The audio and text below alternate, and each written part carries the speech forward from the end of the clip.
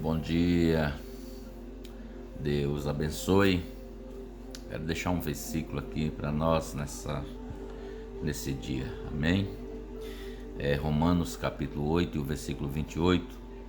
Eu estou um pouco meio afônico, com a garganta meio ruim, mas vamos ver até onde é que vai aqui.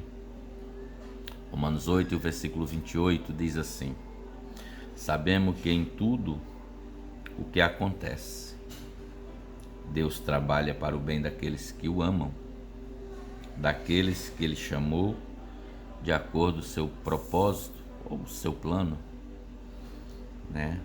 Versículo dia 29 diz: Deus os conhecia antes da fundação do mundo ser criado e decidiu que eles seriam como seu filho, para que esse filho fosse o primeiro entre muitos irmãos.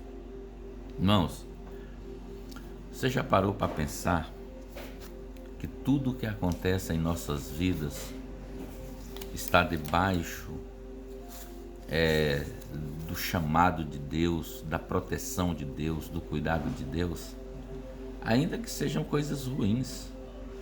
Eu estava me lembrando aqui de Abraão, quando Deus chamou Abraão, né? E Deus disse: Abraão, sai da tua casa, da tua parentela, para uma terra que eu te mostrarei. E ele, pela fé, ele se posicionou diante do chamado de Deus, do propósito e do plano de Deus. E a Bíblia diz que Abraão saiu sem saber para onde ia. Irmão, sem saber para onde ia.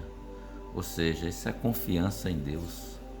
Total confiança por aquilo que Deus prometeu a Abraão. Assim como Deus também nos prometeu, como Deus nos garantiu, né? Que não foste vós que me escolheste, mas eu que escolhi a vós e nomeei, designei, para que vades e dê fruto, e o vosso fruto, né, permaneça.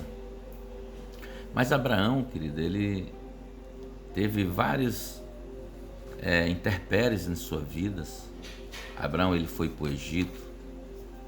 Abraão, ele disse que Sara não era sua esposa, era sua irmã. E depois ele tomou uma serva Agar para gerar um filho, Ismael. Pastor, onde é que Deus está nisso? No controle de todas as coisas. Não são sempre as coisas boas que acontecem em nossas vidas que Deus não está olhando e observando. Todas as coisas, ele diz aqui, sabemos que em tudo o que acontece, Deus trabalha para o bem daqueles que o amam. Ou seja, Deus trabalha para o bem daqueles que o amam em tudo que acontece. Eu estava pasmo porque a gente muitas vezes acha que só o que é bom é quando Deus está prosperando, é quando Deus está abençoando, é quando a pessoa está numa vida, né, cheia de sucesso. Mas muitas vezes o fracasso, muitas vezes a derrota, muitas vezes a enfermidade, muitas vezes os problemas são para quê? Para um aperfeiçoamento da parte de Deus. Nós poderíamos falar de várias pessoas, mas eu coloquei aqui outra pessoa que a gente olha no decorrer da história. E por que eu estou falando da história? Porque começou com Abraão. Abraão errou, Abraão pecou, Abraão mentiu, Abraão ele pegou a escrava, né? Mesmo debaixo de uma promessa, mesmo debaixo de um plano de Deus para a sua vida. Então não são só as coisas boas, são as coisas ruins. Abraão teve várias vitórias em Deus, teve vários momentos onde falou face a face com Deus, entre aspas, né, irmãos? E também podemos falar de Davi. Quem era Davi? Um homem segundo o coração de Deus, um homem que ele tinha, né, um coração voltado a ponto de Deus, né, dizer: eu achei a Davi com o meu santo óleo ungir. Então veja bem, aí Davi ele manda matar um homem, Urias, e além disso ele pega a mulher de Urias, o incesto, adultério, né? E teve a perca dos seus filhos depois disso, pela consequência daquilo que Davi fez. Então veio a dor, veio a perca, veio problema na família para Davi. Mas onde é que Deus está nisso? Aqui. sabemos que em tudo o que acontece, Deus trabalha para o bem daqueles que o amam. E a diz daqueles que chamou de acordo com o seu plano. Então, queridos, as nossas vidas, nós precisamos entender o que Deus está extraindo de nós nesse tempo, nesse momento. Quem sabe seja um momento difícil na sua vida, um momento de luta, um momento de guerra, um momento que muitas vezes você não está entendendo e nem compreendendo porque está dando tudo errado, porque que as coisas não estão como você gostaria que estivesse. Se as coisas não estão como você gostaria que estivesse, é porque está no plano de Deus. É porque está no controle de Deus. Nós olhamos Davi, né? Por que o povo de Israel foi entregue né, para os babilônicos, foram escravos na Babilônia? Por que Deus permite isso? Porque estava debaixo do plano de Deus. Estava debaixo de quê? Estava debaixo daquilo que Deus tinha planejado.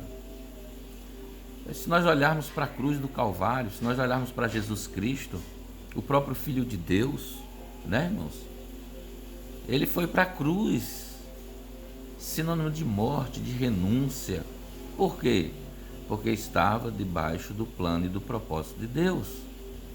Então, muitas vezes a gente olha as coisas, irmãos, e a gente acha que nós estamos perdidos, que nós estamos vivendo um período de muitas vezes, e eu sei que tem muitas pessoas assim, vivendo períodos de insucesso, de incerteza, de dúvida, né, achando que está perdido, tudo está perdido. Não, não tem nada perdido. Deus está no controle, Deus está no domínio de todas as coisas.